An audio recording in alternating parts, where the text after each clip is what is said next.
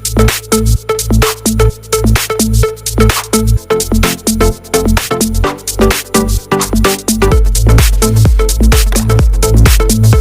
yang tidak kenal dengan Ibu Hajah Dwiana Pamuji Astuti? Merupakan seorang pengusaha sukses yang memiliki bisnis rumah potong ayam babe. Selain kesuksesannya dalam dunia bisnis, Hajah Dwiana juga aktif dalam kegiatan organisasi. Beliau menjabat sebagai Ketua PMI Kecamatan Makassar, dan itu beliau juga menjabat sebagai Ketua Perempuan Bangsa Kota Makassar, yang menunjukkan kemampuan kepemimpinan yang luar biasa dari beliau. Dengan segala pengalaman dan keberhasilan dan semangat yang dimilikinya, Hajah Dwiana Pamuji Astuti menjadi salah satu tokoh inspiratif yang layak dijadikan panutan dan teladan bagi generasi muda. Yuk lihat podcast keseruannya bersama beliau hanya di Sang Inspirator. Oke, selamat datang di podcast Sang Inspirator di IJK Production. Saya senang sekali bertemu dengan teman-teman, membagikan dan mengundang narasumber yang penuh inspirasi, menarik, dan tentunya bisa membuat motivasi untuk kita semua. Jadi kali ini saya kedatangan, ya bisa dibilang kakak, bisa dibilang ibu pengusaha, dan bisa dibilang perempuan yang berpengaruh di Makassar, di kota Makassar. Karena beliau terlibat di dalam bisnis, di dalam kegiatan-kegiatan sosial, dan ya tentunya buat kita semua, ya orang-orang seperti ini yang kita butuhkan berada di kota Makassar, adalah orang-orang yang produktif. Saya ingin menyambut teman saya, sahabat saya, dan kakak saya, senior saya, Ibu Haji Dwiana. Selamat sore, Bu. Selamat sore, Kak Bambang. Ya, baik. Jadi ini Ibu Dwiana ya salah satu pengusaha yang sukses. Ya, jadi menurut saya beliau ini sudah sangat sukses dan melalang buana di dunia usaha ya. Seorang pebisnis woman kalau menurut saya. Jadi ini saya ingin mengulik pertama-tama pertanyaan-pertanyaan seputar sosialnya Ibu Dwiana sebagai Ketua Perempuan Bangsa Kota Makassar, betul Bu ya? Betul. Betul. Dan juga sebagai Ketua PMI Kecamatan Makassar. Iya. Oke. Jadi saya ingin bertanya kepada Ibu Dwi ini, Ibu Hajah. Saya panggil Ibu Hajah atau siapa ini? Terserah ya. Bagaimana ini? Oke, baik. Oke. Ini saya punya pertanyaan sebagai Ketua Perempuan Bangsa Kota Makassar. Apa sih visi dan misi Ibu Haji Dwiana? Oke, baik Kak Bambang. Ya, oke. Sebagai Ketua Perempuan Bangsa Kota Makassar, alhamdulillah saya dipercaya untuk menjadi ketua. Visi dan misi saya sebagai seorang ketua di sini ya bagaimana saya bisa memberdayakan perempuan-perempuan yang ada di Kota Makassar. Bisa membantu mengembangkan potensi-potensi yang ada di perempuan Kota Makassar. Ya. Iya, Dan betul. semoga juga dengan saya sebagai ketua perempuan bangsa bisa membantu mereka khususnya para ibu-ibu untuk bisa mengembangkan misalnya tentang UMKM. Oke. Ya, membimbing mereka bagaimana mengembangkan usaha dan akhirnya bisa menambah penghasilan dan membantu keluarga. Berarti Ibu Dwiana ini salah satu orang yang memberdayakan perempuannya. Siap. Jadi emansipasi wanita itu sudah ini ya. Iya, waktunya emansipasi wanita. Wanita, betul. Nah, ini luar biasa ini. Kemudian Ibu Dwiana bergerak di PMI juga ya? Iya. PMI itu organisasi Palang Merah Indonesia. Iya. Oke. Tapi kan gak jarang kita lihat PMI berinteraksi ngebantu masyarakat gitu ya. Nah, gimana sih Ibu Dwiana melihat kontribusinya selama ini? Baik Kak Bambang, sebagai relawan PMI, saya masih baru juga di PMI dan selama ini saya lihat itu kegiatan PMI tujuannya memang untuk kemanusiaan. Kita sebagai relawan, betul-betul kita ikhlas bekerja untuk kemanusiaan. Non-profit ya, sosial betul ya. Malah sebagai ketua saya biasa malah mengeluarkan ya, tapi itu kan Iya, dengan ikhlas betul, ya, karena betul, memang betul. sesuai dengan moto hidup saya, bisa menjadi manusia yang bermanfaat bagi sesama. Jadi Betul. apa yang saya lakukan selama ini, bentuk pengorbanan untuk membantu sesama kita, itu saya anggap sebagai sedekah, sebagai amal saya Betul. untuk bekal akhirat.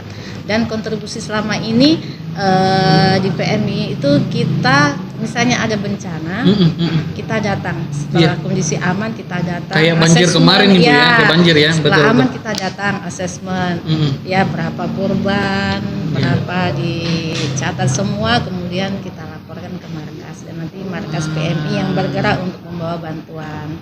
Iya, Dan dari iya, iya. pribadi saya juga, kayak kemarin tiba-tiba ada banjir, saya Iya. datang ke lokasi pengungsian, mereka minta bantuan saya, alhamdulillah saya bisa penuhi. Rumahnya Ibu Seperti kebanjiran juga atau tetangganya saja? tetangga ada Tetangga. sih, iya, kalau jalan memang banjir tapi tidak masuk, Nggak masuk di rumah. ya, karena agak tinggi di rumah. Iya, iya, iya. Seperti iya. itu. Betul, Kak betul. Bambang. Luar biasa. Berarti memang sosialnya Ibu sangat tinggi ya. Ya, Dan begitu. ya ketika kita berpikir bahwa semua orang bisa melakukan itu, ternyata ya tidak semua secara action, hanya teori yang mungkin bisa. Iya. Tapi Ibu Dwiana membuktikan kepada kita bahwa ya sosial itu penting, dan Betul. kita tidak memikirkan dari segi ekonomi dan budget ketika kita Kita orang membutuhkan. melakukan gerakan sosial seperti itu.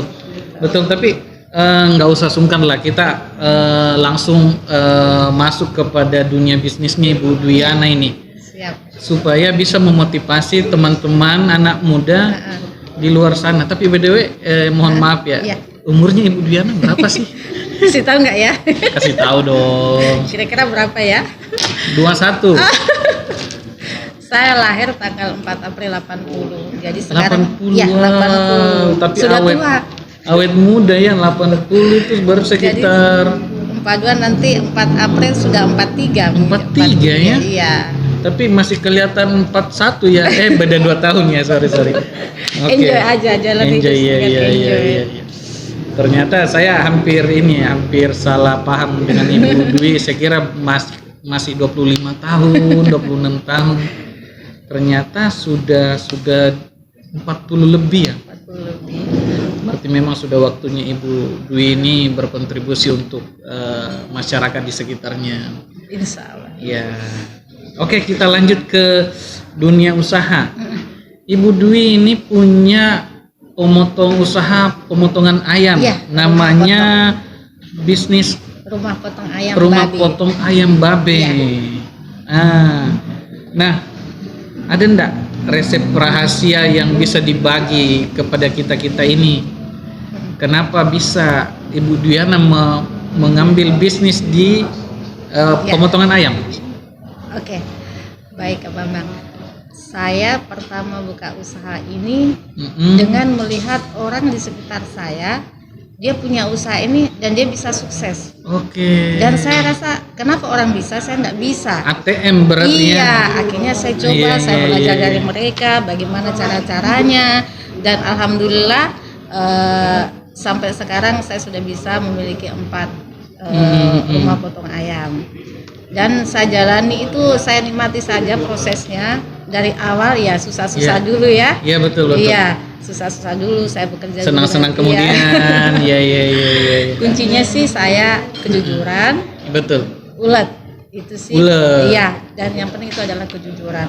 Kejujuran Iya. dan ulet. Kejujuran Oke. dan ulet. Nah, setahu saya ini kan rumah potong babe ini tidak bisa dibilang tidak asing di telinga kita ya. Ya. Dan menurut saya punya banyak penggemar. Nah, apa sih yang tips and trick Ibu Dwi sehingga banyak pelanggannya, memiliki empat gerai, 4 Ya. cabang rumah potong. Apa sih tips-tipsnya, kok bisa sih? Saya juga mau loh sebenarnya itu, mau punya pemotongan ayam. Kayaknya yang punya pemotongan ayam kaya-kaya semua ya, Bu ya. Ada juga yang tidak berhasil. Oh, ada juga. Tergantung. Tergantung. Iya, cara manajemennya Betul. barangkali. Iya. Nah, kasih dong tips dan triknya. Sempat besok saya langsung buka juga. Apa dong? Oke, trik yang saya lakukan Ya. untuk menjaga konsistensi pemasaran, karena pemasaran yang utama untuk mengusahakan Iya, profit iya, ya. iya. Jadi yang utama bagaimana kita harus bisa menjaga servis ke pelanggan. Bagaimana orang itu agar bisa senang belanja ke kita. Sebetulnya itu customer bukan hanya masalah harga. Iya. Harga nggak masalah, yang penting servisnya bagus. Biar beda 1.000 Iya. 2.000 tapi Kalau saya lihat seperti itu, yang penting dia Betul. nyaman di Iya, kita. sama, Bu. Saya Tapi juga alami. iya, Iya, seperti itu. betul. Tapi kalau bagi saya harga harus bisa bersaing juga dengan betul. yang lainnya. Tapi tidak miring juga dong. Iya. Malah kita rugi ya, nombok berarti. Iya kan kita ada hitung-hitungannya Iya, ya. ada HPP namanya. Iya, seperti itu. Terus untuk menjaga kualitas di RPA Babe ini, alhamdulillah saya sudah memiliki sertifikasi halal. Oh, Iya, untuk berarti iya. dari segi pemotongannya, iya. dari segi tempatnya sudah diakui alhamdulillah, dan iya. kalau halal itu kan tidak sembarang ya. Nggak sembarang, iya. Berarti Cara memotongnya, ya cara memotongnya, kebersihannya, iya. Harus Seperti beli di itu. ayam potong Babe ini. Iya, betul. Iya, Tapi ini kan Ibu Dwi sudah punya 4 cabang nih. betul. Nggak pusing manage karyawan? Atau ada tipsnya untuk manage karyawan itu supaya kita nggak pusing, sedikit-sedikit karyawan nelpon, sedikit-sedikit karyawan ngeluh. Kalau telat gajinya sedikit, ya. Gimana tuh tips-tipsnya itu?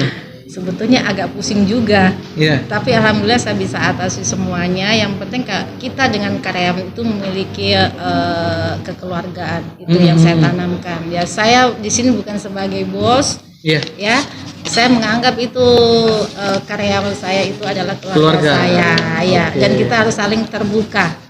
Iya. Antara saya dengan anggota saya semua harus saling terbuka. Berarti sama komunikasi ya, yang bagus lah. Kalau Berarti ada sama. masalah bilang begitu. Ya, Kalau sama salah, kalau ini. saya marahi juga. Ya. Tapi saya sebagai seorang ibu, seorang orang tua mereka, habis saya marahi ya saya bilang lagi. Ya, saya jadi normal lagi, ya, normal ya. begitu, iya, Normal ya, saya jadi begitu. kadang Kalau marah. saya, ya, kalau saya ya Kadang- salah. Ya.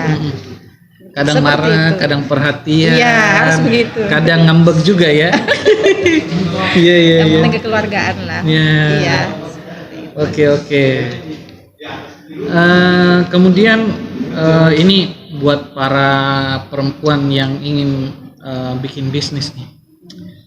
Pasti saya mau tanya-tanya ke Ibu Dwi ini, gimana sih pandangan Ibu tentang wanita yang mau memulai bisnis? Kan biasanya kan kita bukan kita ya, perempuan-perempuan ya, kadang identik dengan ibu rumah tangga, toh bukan ibu rumah Tuhan ya, ibu rumah tangga. Tapi kalau ada perempuan atau wanita yang ingin memulai bisnis, gimana pandangan Ibu? Zaman sekarang emansipasi wanita adalah Iya. hal yang utama.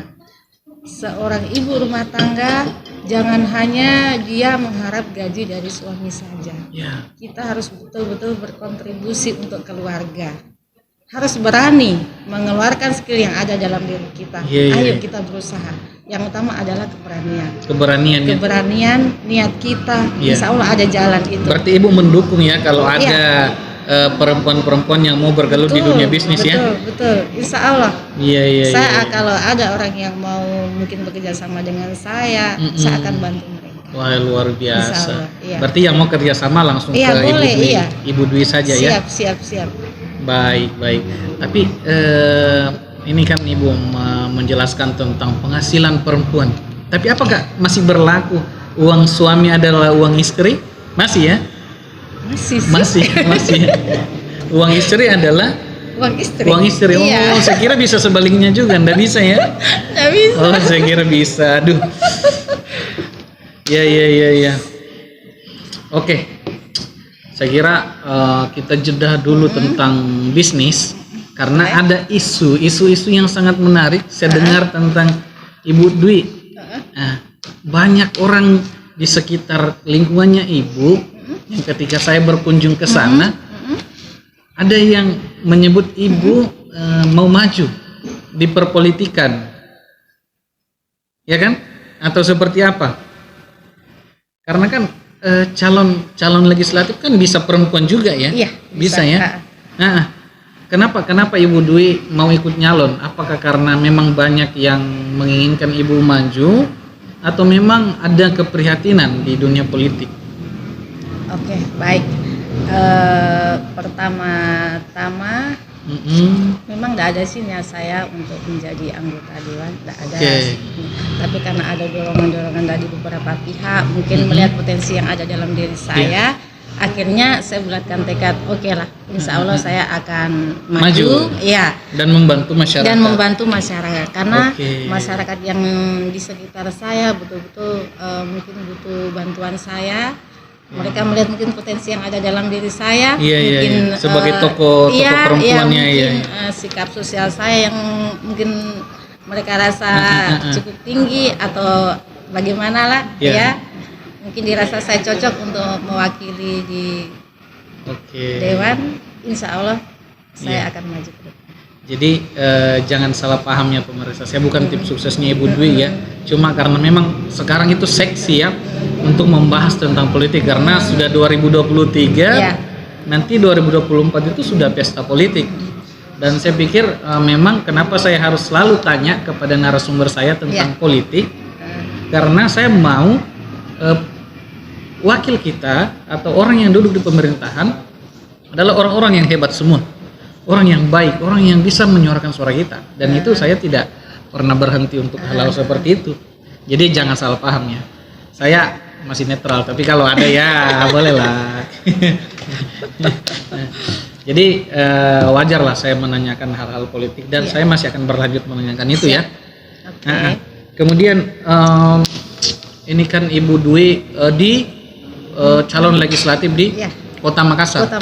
Nah, apa visi misinya untuk Kota Makassar? Apakah Ibu akan menjadikan juga bahwa masyarakat Kota Makassar suaranya bisa disuarakan, atau bisa door to door untuk meminta suara saran dari masyarakat, atau apa sih visi misinya Ibu pada saat nanti Ibu misalkan nih, semoga ya amin ya, terpilih, apa sih visi misinya?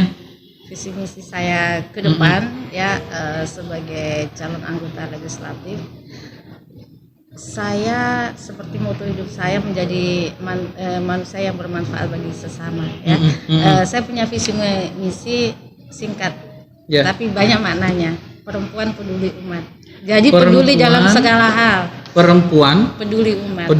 Jadi peduli dalam segala hal. Baik masalah pendidikan mungkin, pemberdayaan perempuan, mungkin juga yang pasti juga saya akan membangun Kota Makassar tercinta. Baik. Berarti Ibu Dwi ini betul-betul ingin mewakili suara-suara perempuan. Apapun masalah, insya Allah saya akan bantu melanjutkan aspirasi. Kalau bahasa Pak Menteri itu suara emak-emak ya. Iya betul. Suara emak-emak. Apapun masalah mereka saya tampung semua. Insya Allah. Tampung, didukung, kemudian disuarakan di kantor DPRD supaya emak-emak tidak turun demo. Ya betul. Iya. Mewakili emak-emak. Betul. Oke, jadi selanjutnya ini kan setiap daerah punya isu-isu ini. Isu di Makassar contoh ya, karena di Makassar mungkin kurang greget anggota dewan yang sebelum-sebelumnya, kemudian masih sering banyak demo. Nah, ketika Ibu Dwi nanti terpilih misalkan di anggota DPRD, bagaimana Ibu bisa menyikapi demo-demo di tengah jalan atau mewakili aspirasi-aspirasi masyarakat atau mahasiswa? Nah, bagaimana Ibu menyikapi yang begitu-begitu? Baik, mungkin kita perlu juga menyadarkan kepada para adik-adik kita, mahasiswa kita ya. Ya mungkin kayak seperti di Makassar sekarang banyak sekali aksi demo-demo. Ya banyak sekali. Mungkin kita perlu juga memberi kesadaran kepada mereka bahwa mungkin apa yang mereka lakukan turun ke jalan-jalan itu hal yang salah. Dan saya sebagai insya Allah kalau sebagai anggota dewan mungkin lebih bagusnya kalau datang silaturahmi begitu, tidak usah kita turunkan menyampaikan apa yang menjadi keluhan di luar sana di masyarakat seperti itu. Jadi bisa diberikan ruang untuk menyampaikan pendapat jangan di tengah jalan, Jadi orang yang sakit yang mau ke rumah sakit, yang mau ke tempat kerja malah malah ini. Jadi di samping menyuarakan suara rakyat, malah menyusahkan rakyat. Iya. Ya, tapi saya juga mantan mahasiswa, Bu.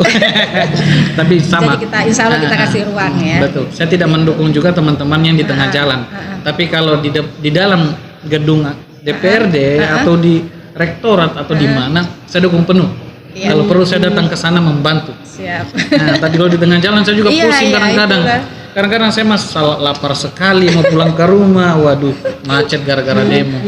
Padahal di tengah jalan juga belum tentu didengar ya. Iya, itu kan. Iya. Oke, kemudian kita skip demo-demo ya. Kita paham tantangan seorang perempuan maju di perpolitikan itu pasti tidak mudah ya. Tidak mudah. Nah, apa sih menurut Ibu ini tantangannya Ibu maju di legislatif? Menurutnya apakah mudah, apakah sulit, atau tantangan seperti apa? Banyak tantangan dan Banyak. sangat sulit untuk memulai. Iya, Apalagi seorang perempuan, mungkin para laki-laki menganggap perempuan itu adalah makhluk yang lemah. Ya, tapi Dan- ternyata Iya, dan insya Allah tidak. tidak, betul. Setiap kelebihan dan juga termasuk perempuan, insya Allah jika dia fokus Iya. untuk menjalankan apa yang ada di dalam pikirannya untuk membangun bangsa dan negara, insya Allah akan bisa. Betul. Iya, yang penting punya kemauan Kemampuan dan tekad ya. Dan tekad yang Iya. bulat. Jadi sudah tidak sebatas bahwa saya langsung nikah jadi ibu rumah tangga ya. Harus berbuat juga ya. Jadi Iya, harus ini ya. berbuat. Iya. Oke, luar biasa. Nah, oke, jadi setiap pemimpin kan punya cara yang berbeda. Nah, kalau Ibu Dwiana ini seperti apa sih? Kan ada contoh Pak anggaplah wali kota, dia orang yang tegas tapi humanis, kemudian dia menjadikan Makassar sebagai kota dunia ya, kota dunia. Nah, Ibu Dwi ini tipe perempuan pemimpin seperti apa? Ya. Saya cerita tentang diri saya sendiri ya. Iya. Enggak apa-apa.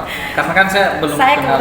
kepribadian saya itu orangnya tegas. Oke. Iya, tegas, tapi saya memiliki sifat yang rendah hati ya, rendah ya, seperti itulah, humble begitu. Humble. Iya, sebagai seorang pemimpin kita tidak boleh diktator, Iya. kita harus mengayomi Iya. yang di bawah kita. Ya. Seperti itu saya. Jadi nanti kalau Ibu Dwi terpilih, saya bisa datang untuk ini ya, minta pendapat dan minta diperjuangkan ya. Iya, boleh. Iya. Insya Allah. Berarti sebagai terbuka untuk umum. Berarti saya lagi-lagi tidak menutup kemungkinan datang ke Ibu Dwi untuk Iya, siap. minta bantuan Ibu, tolong saya punya saran untuk Makassar, bisa nih disuarakan di bagaimana? DPR Iya, nih. Siap. Iya, oke. Berarti harus kita dukung Semua penuh. saya tampung.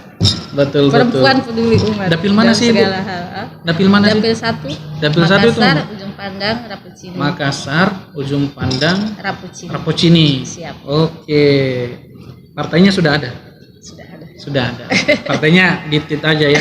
Karena partai tidak sponsori saya masalahnya. Siap. Oke. Jadi selanjutnya ini kan kita tahu politik, Bu ya. Sangat identik dengan politik praktis, politik yang ya tanda kutip orang kadang mengatakan bahwa di dunia politik itu kotor. Kalau kita lurus sendiri ya dibengkokkan, kalau bengkok ya masuk penjara. Ya, biasanya seperti itu ya. Gimana pandangan Ibu tentang dunia perpolitikan? Kalau menurut saya ya, Mas, saya dengar cerita-cerita dari teman-teman apa politik itu kejam, politik itu ya seperti itulah. Tapi Iya, bagi iya. saya bukan politiknya tapi orangnya. Individu. Individunya. Iya, bagaimana dia bisa mensikapi Menyikapi betul kondisi yang ada di perpolitikan itu. Berarti yang Iya. kotor-kotor itu oknumnya. Oknumnya, Oknum. iya, Oke, bukan politiknya. oke. Tergantung dari orangnya sih. Seperti itu. Kalau menurut saya. Oke. Sudahlah kita skip politik lagi lah karena nanti saya dikira kampanye ini. Ini kan kita media ini netral sebenarnya. Cuma Betul. ya namanya Kebetulan media ya ya. harus membahas segala macam ini ya, segala macam bentuk kehidupan dan profesi. Siap. Nah, setelah politik kita bahas kehidupan Ibu Dwi lah. Boleh. Di samping politik, Iya. di samping jadi pengusaha, apa sih kegiatan Ibu Dwi selain itu di waktu luangnya Ibu apa sih selain ngurusin usaha? Siap. Tugas saya yang utama adalah saya sebagai ibu rumah tangga, saya harus melaksanakan tugas saya, mengurus suami, mengurus anak, antar jemput anak sekolah, itu yang saya lakukan tiap hari. Melihat anak saya bisa belajar, mendampingi dia belajar, dan di sela-sela mungkin kalau ada waktu longgar saya biasa saya hangout sama teman-teman. Baik, hangout ya betul. Yang utama. Iya, sih. Hablum minallah, hablum minannas. Iya, oke. Berarti Ibu ini multi talent. Kalau saya multi talekang, Bu. Jadi semua hal bisa dikerja, mulai dari politik, bisnis, bahkan kan kadang-kadang kita lihat yang cari nafkah kan harusnya suami. Tapi ternyata Ibu menjadi pemimpin kedua setelah suami. Iya, betul. Oke, jadi di balik kesuksesannya Ibu, kita tahulah tidak semua orang seperti Yusuf Kalla ya. Yusuf Kalla kan privilege dari Bapak Kalla, yang bisa dibilang ya mungkin mereka tidak pernah susah. Warisannya dari bangsawan memang, tapi saya percaya Ibu Dwi pasti punya pengalaman kegagalan lah atau merintis dari bawah lah. Ada enggak yang bisa dibagi ke kita untuk seperti itu? Saya memang merintis dari nol ya dengan suami usaha ini. Pertama dulu cuman modal berapa sih dulu 10 juta itu pun pinjaman. Pinjaman mertua. Jatuh bangun adalah hal yang biasa. Saya sudah pernah jatuh juga. Tapi bagaimana di saat kita jatuh kita harus belajar. Apa sih kekurangan saya sehingga saya jatuh, kita evaluasi. Bukan malah menyerah ya. Iya, tidak boleh menyerah. Kalau kita ingin sukses, jangan pernah menyerah. Betul. Jangan menghitung berapa kali kita jatuh, tapi bagaimana setiap jatuh kita harus bisa bangkit. Jatuh bangkit. Iya. Oke. Berarti kita tidak ada kata menyerah dalam kamus ya. Betul, tidak ada kata menyerah kalau kita ingin sukses. Dan intinya semua orang pasti mengalami kegagalan. Kegagalan adalah ilmu pasti. Tapi kegagalan bukan dari akhir segalanya ya, betul Bu ya. Oke. Nah, Ibu ini kan sebagai ibu, istri, sebagai pengusaha, bahkan sekarang masuk di dunia politik. Bagaimana menjaga keseimbangan itu sehingga semua bisa terjaga? Baik. Yang utama tetap saya prioritaskan adalah keluarga. Saya tidak mau hancur keluarga saya, berantakan anak saya, hanya gara-gara kesibukan saya. Yang utama adalah keluarga. Setelah itu usaha, karena usaha yang utama yang membiayai semuanya adalah usaha saya. Bagaimana saya bisa menjaga konsisten usaha saya, kontrol terus setiap hari tentang penjualan, pemasaran, tentang anggota saya, karyawan saya tiap hari harus kontrol. Nah, setelah itu kalau misalnya saya sebagai ketua, kalau ada mungkin kegiatan di luar, saya lihat dulu waktu saya, apakah kira-kira saya bisa datangnya atau tidak. Saya usahakan saya harus bisa kalau saya ada kegiatan, menyempatkan waktu yang sebentar saya harus datang, begitu. Baik. Luar biasa. Sangat luar biasa, dan memang saya tidak salah mengenal Ibu Dwi ya. Nah, kira-kira apa sih tipsnya Ibu untuk orang yang mau memulai usaha dan tidak tahu harus mulai dari mana? Ada enggak tips dari Ibu? Atau Ibu bilang mulai sajalah? Atau ada enggak yang harus pakai rumus apa namanya itu kalau orang mau mulai usaha? Oke, seperti saya bilang tadi, untuk membuka usaha yang penting kita ada niat. Niat adalah yang utama. Setelah niat kita lihat dulu skill yang ada dalam diri kita itu apa.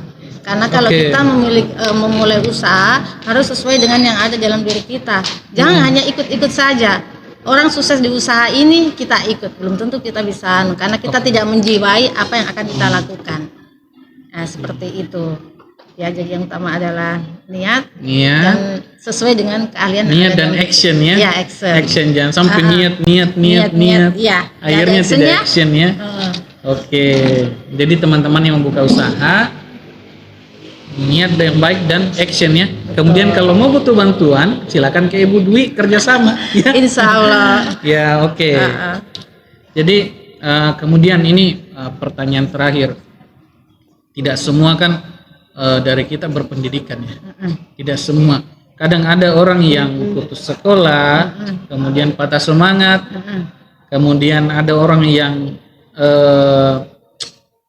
saya bilang saya mungkin tidak sukses lah karena saya tidak sekolah lah. Saya berpikir bahwa orang yang sukses adalah orang yang sekolah, ya. Nah, menurut Ibu bagaimana memberikan motivasi kepada orang-orang yang seperti itu? Yang kurang berpendidikan ya. Kurang berpendidikan dan semangatnya mungkin kurang juga, karena dari segi lingkungannya mungkin sudah minder ya. Nah, gimana sih menurut Ibu? Ya, kalau menurut saya semua orang memiliki kesempatan yang sama untuk kita bisa mengembangkan potensi yang ada dalam diri kita. Jadi kita jangan pernah minder. Masalah sekolah pendidikan apa enggak usah kita minder. Yang penting kita mencoba saja, kita berusaha saja. Insya Allah ada jalan dan ada rezeki. Tapi menurut saya bagi seorang perempuan, seorang ibu rumah tangga, karena kita sebagai seorang pendidik di keluarga kita, madrasah buat anak kita, pendidikan itu adalah hal yang penting. Bagaimana kita bisa semaksimal mungkin untuk bisa tetap belajar sebagai seorang ibu, sebagai seorang perempuan. Seperti itu. Baik. Nah, terakhir lagi, paling terakhir ini. Siap.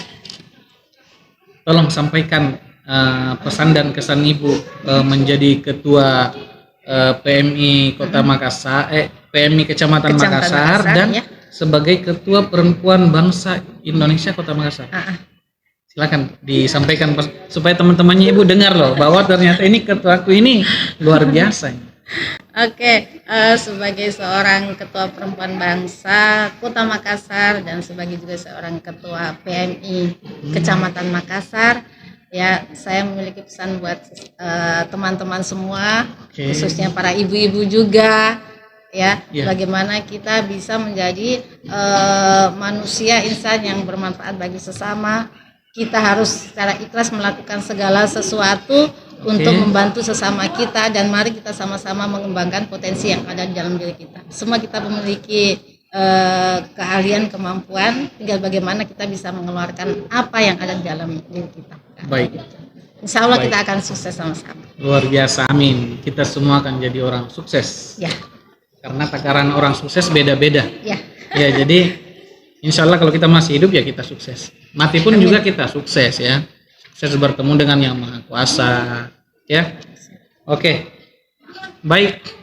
Kayaknya sudah lumayan lama kita ngobrol-ngobrol dengan Ibu Dwi. Buat teman-teman silakan like, komen, dan subscribe biar saya tetap semangat untuk menghadirkan narasumber-narasumber yang inspiratif buat kita semua. Oke, biar teman-teman semua pemirsa dari Sang Inspirator di IJP Production bisa lebih termotivasi dan sama-sama kita memperbaiki kualitas hidup. Siap, betul. Satu kata terakhir di episode ini adalah menjadilah yang terbaik, bukan karena Anda satu-satunya yang terbaik, tapi jadilah yang terbaik untuk diri Anda dan bermanfaat untuk orang lain. Terima kasih Ibu Dwi.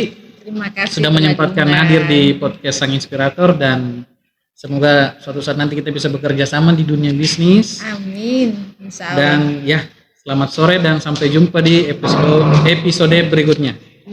Oke, assalamualaikum warahmatullahi